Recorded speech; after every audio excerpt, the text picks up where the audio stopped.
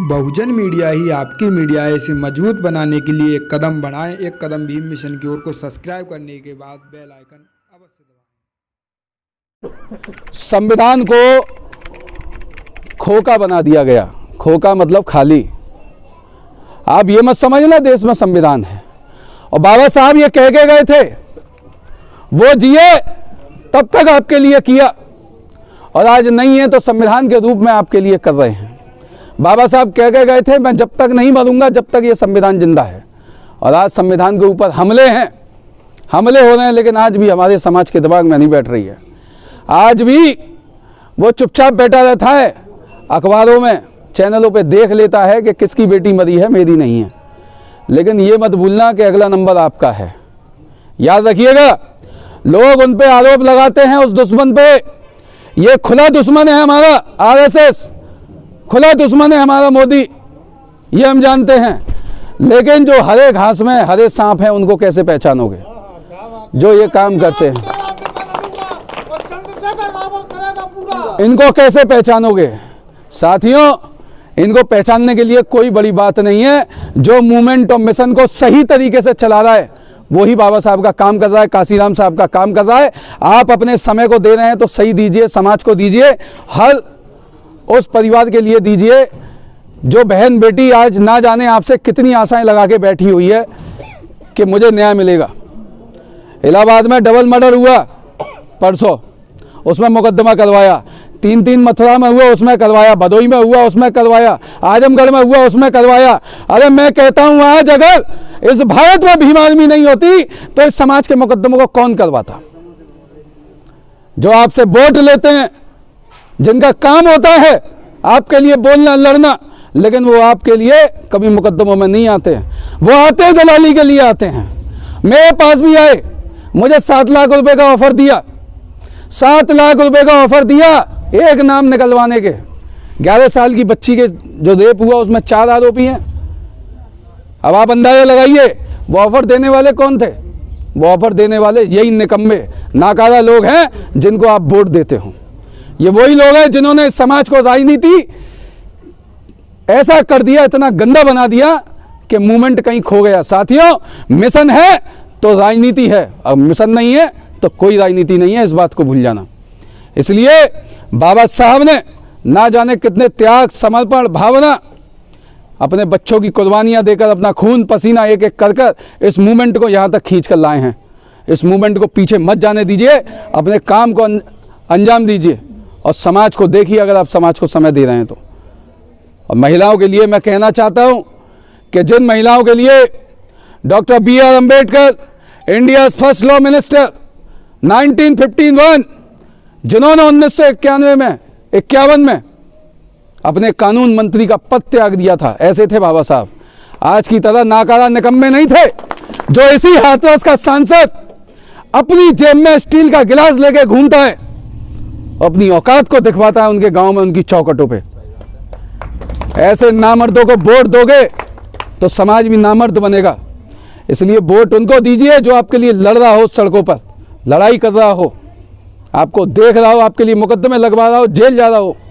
ऐसे नाकारा निकम्मों को अगर वोट दोगे तो समाज गड्ढे में जाएगा। उस बेटी की उसे थोड़ी सी भी कदर नहीं थी जिसके लिए पूरा देश रो रहा था। उसके लिए वो सांसद जाके उन दरिंदों से उस जेल में मिल रहा था। तो साथियों, हमें ऐसे लोग चाहिए जो संघर्ष कर सकें, लड़ सकें। ठीक, हमें हजारों काशीराम साहब बनाने हैं, हजारों चंद्रशेखर आजाद बनाने हैं, समझ रहे ना? क्योंकि करोड़ों लोग बाबा साहब के साथ थे, लेकिन आज तक एक अम्बेडकर पैदा नहीं हो पाया। इस बात को याद रखना। अब पीढ़े सुन लीजिए, करोड़ों लोग काशीराम साहब के साथ थे, लेकिन एक काशीराम आज तक पैदा नहीं हो पाया। क्यों? इसलिए नहीं हो पाया क्योंकि हमारे लोगों ने सिर्फ ढोंग किया समाज की सेवा करने का, सेवा नहीं की समाज की। जिसको गालियां सुननी हो, तिरस्कार सुनना हो, वो करे काम मूवमेंट का, और जिसे सम्मान चाहिए वो घर बैठे आराम से। मैं अपनी ऐसी बहन बेटियों को नमन करता हूं कि वो घर से निकल के काम करती हैं। आदरणीय बहन जी हैं, मंडल अध्यक्ष आजाद समाज पार्टी की, जब चाहे जब तैयार रहती हैं।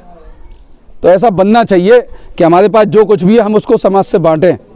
हमारे पास जो कुछ है हम उसको समाज में तो बांटते नहीं हैं, अपने पास रख के जी रहे हैं। साथियों, बड़ी पीड़ा है।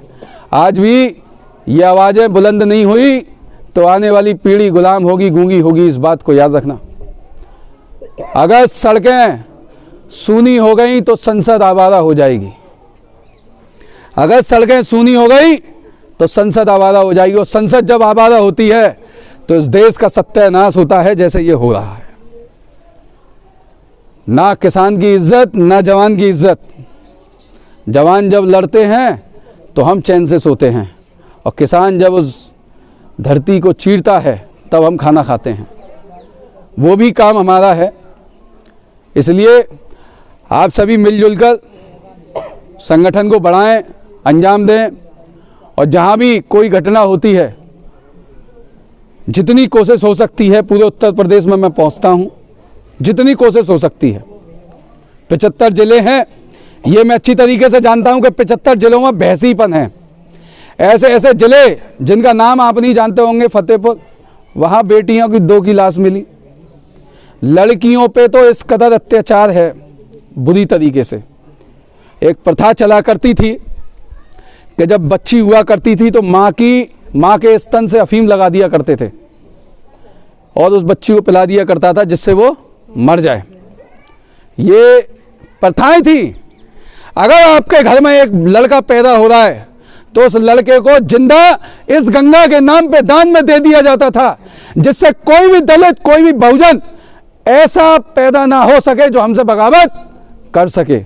लेकिन हुई बगावत। एक समय आता है, एक इतिहास ऐसा भी आया कि मेरे महापुरुषों ने, बुजुर्गों ने 28,000 को मात्र 500 ने काट के डाल दिया था। ये भी इतिहास है मेरा भीमा गोरेगांव का, वो भी इतिहास आया। और यही इतिहास, यही परिवर्तन यहाँ दोहराया जाएगा। ये परिवर्तन इस भारत की धरती पे दोहराया जाएगा, क्योंकि हम तेरी जेल, तेरी आर्मी, तेरी पुलिस, तेरी लाठी, तेरे मुकदमों से नहीं डरते।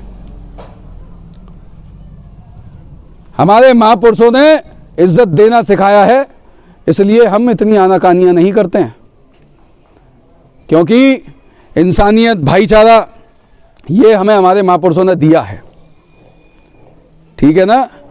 जिस इस्लाम को ये गलत बोलते हैं उस इस्लाम को इन्होंने आज तक नहीं पढ़ा। हजरत मोहम्मद सल्लल्लाहु अलैहि वसल्लम, जिन्होंने इस जवान को बहुत बड़ी अदा की, वो बोलते थे कि ऊंची आवाज में कभी किसी से बात नहीं करनी चाहिए। वो बोलते थे कि मजदूर का पसीना सूखने से पहले उसे मजदूरी मिलनी चाहिए।